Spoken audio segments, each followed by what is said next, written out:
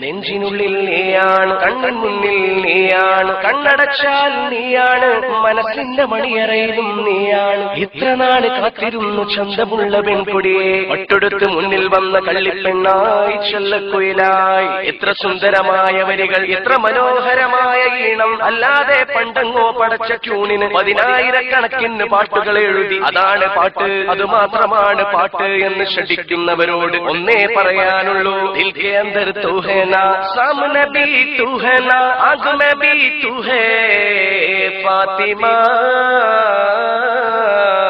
എന്ന് കേൾക്കുമ്പോൾ അടുത്ത ചുടുകുടു മടുത്ത മടുകുടു എന്ന് മാത്രം പാടിയിരിക്കുന്ന കാലത്തോളം നിങ്ങൾ പൊട്ടക്കിണറ്റിലെ തവളകളാണ്, പൊട്ടക്കിണറ്റിലെ തവളകളാണ്.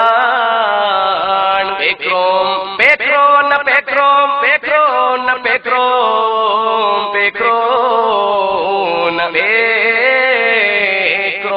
മണ്ണും മഴയും പ്രേമിക്കും നേരം കാറ്റും മരവും കെട്ടിപ്പുണരും, പൂവും കുയിലും കൂട്ടിന് തേടുമ്പോൾ പാടുന്ന പാട്ടെല്ലാം പ്രേമഗാനങ്ങൾ. പാലാണ് പ്രേമം, തേനാണ് പ്രേമം, എത്ര സുന്ദരമാണ് ഈ പ്രേമം.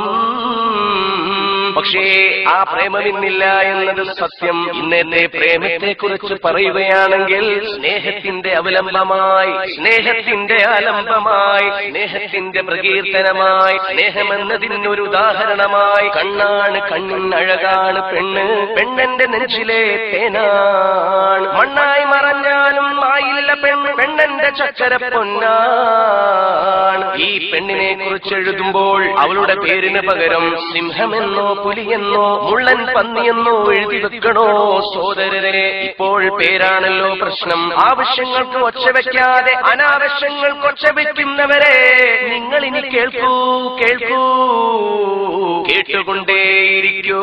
ഇപ്പോഴത്തെ പുതിയ ജനറേഷന്റെ ഉഡായിപ്പ്